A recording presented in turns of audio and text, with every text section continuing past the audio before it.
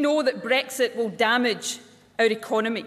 Hard Brexit, removal not just from the EU but from the single market as well, will be disastrous. There is no rational case for taking the UK out of the single market, and there is no authority for it either. Well, those are the fiery words tonight of Scotland's First Minister and head of the Scottish National Party. Well, tonight, Nicola Sturgeon says she plans to introduce an independence referendum bill next week. Now, for the Scots, Brexit could very well mean a breakup.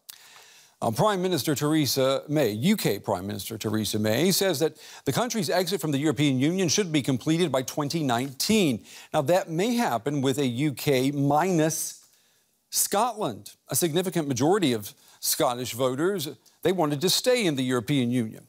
Here's more of what Sturgeon told party delegates who are meeting in Glasgow. If you think for one single second that I am not serious about doing what it takes to protect Scotland's interests, then think again.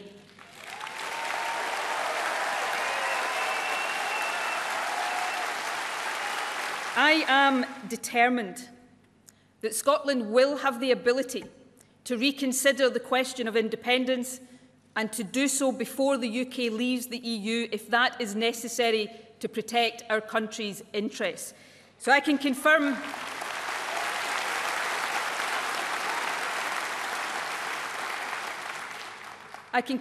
today that the independence referendum bill will be published for consultation next week.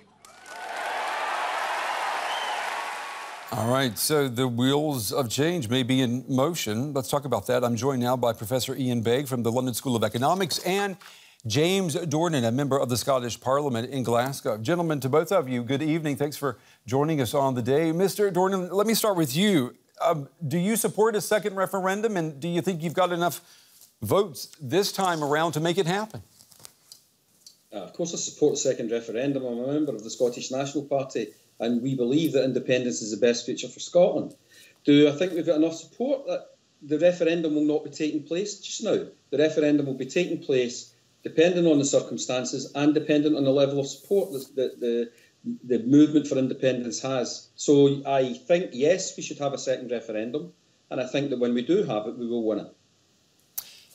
Professor Begg, you have said that Brexit has not yet happened, that we're in this kind of phony war.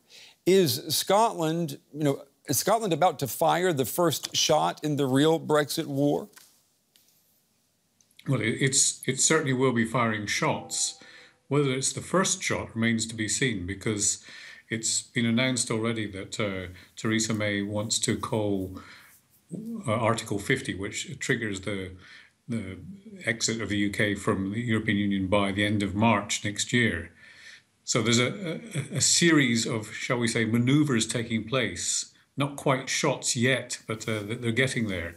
And I think what happens next is that there'll be a lot of negotiation going on within the UK on exactly what kind of Brexit they want to negotiate for. And it's far from clear. Theresa May is making a real mess of it.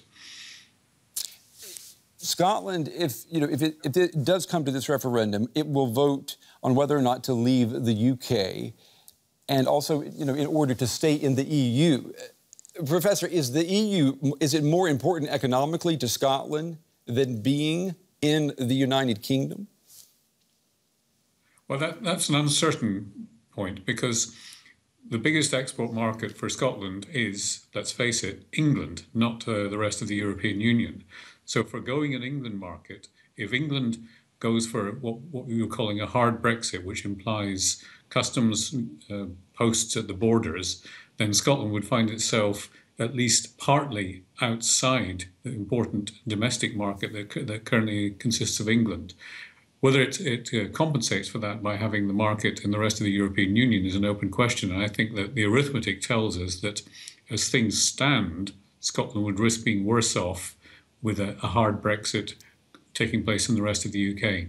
Is that what you're telling voters, Mr. Dornan? Well, actually, I agree with part of that, and I agree with the part that as things stand. But of course, things do not stand as they stand once that decision is made. Once we have had the Article 50 sent, then everything changes. The attitude of Europe towards the UK changes. The attitude of Europe towards Scotland, which is already becoming warmer by the day, firms up. And of course, that as Scotland being part of the UK, we have this overbalance towards England as our largest market.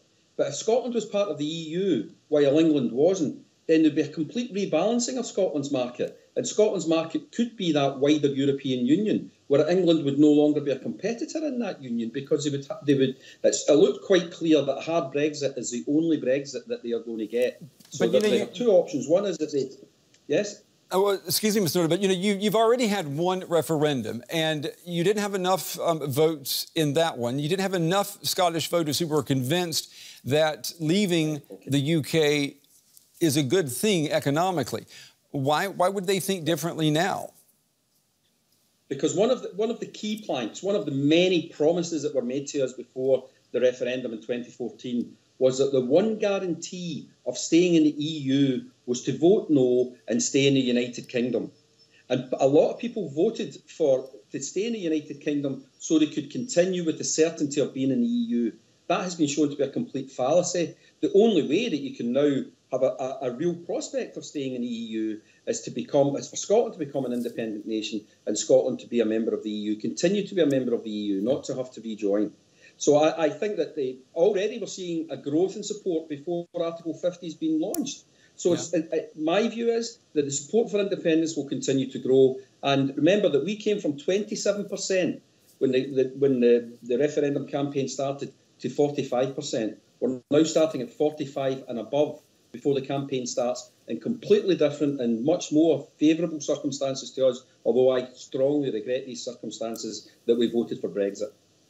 Professor Begg, one big criticism of the Brexit decision is that the decision was made to leave the EU, but there was really no plan for what happens once you've said we're going to leave, particularly for the economy and for access to the single market of the EU. Are the Scottish voters, are they about to make that same mistake? I mean, do they, in your opinion, as an economist, do they have a clear plan about what they would do if they were to no longer be a part of the UK? Well, that was the major difficulty that the Nationalist Party had during the 2014 referendum, because there wasn't a clear plan for the currency. It wasn't clear whether Scotland outside the United Kingdom would be able to get into the EU, and it still isn't clear, even if the UK departs the EU, whether Scotland would be able to sail in as easily as many expect. Now, I think the circumstances are about as favourable as they could possibly be for Scotland to get into the EU once it departs from the UK, but still it's going to face opposition from countries like Spain, because they're concerned about their Catalan separatists, from Belgium with the Flanders separatists. So it's not automatic that a Scotland distanced from the UK would be able to get into the EU as easily as it hopes. Yeah. Plus, there is the big concern about, do they adopt the euro? They would have a difficult position in public finances because of the collapse of the oil price, which is central to Scotland's public finances. So all of these things come together to create a vast cloud of uncertainty about the economic position. Mr. Dornier, just briefly, the impulse, the push for this second referendum, if the economics haven't changed, the politics certainly have, haven't they? Is it the anger over the result of the Brexit referendum? Is the anger there, is that what is driving this second referendum attempt? It's partly, but can I tell you something? I honestly believe it's not just the result. It's the way that the result came about, and it's the language that is being used by the Brexiteers. This is not, Scotland is not like this. Scotland does not see foreigners as a threat and something to be kept out of this island. We welcome people from other countries. We make them feel part of the fabric of our society. And some of the language that is being used by senior politicians in Westminster has appalled many people in England, but also has appalled a great number of people in Scotland. And I think that will be another driver towards the cause of independence when we get that chance to have that vote. But can I just say one thing? The reason why we were never clear about Scotland's position in the EU is because Westminster were not willing to ask the EU as the body concerned for the EU's position. And if they had, I think they'd have been in for a bit of a surprise. All right, James Dornan with the Scottish Parliament there in Glasgow, and Professor Ian Begg with the London School of Economics. Gentlemen, to both of you, thank you very much for being on the day. We appreciate it.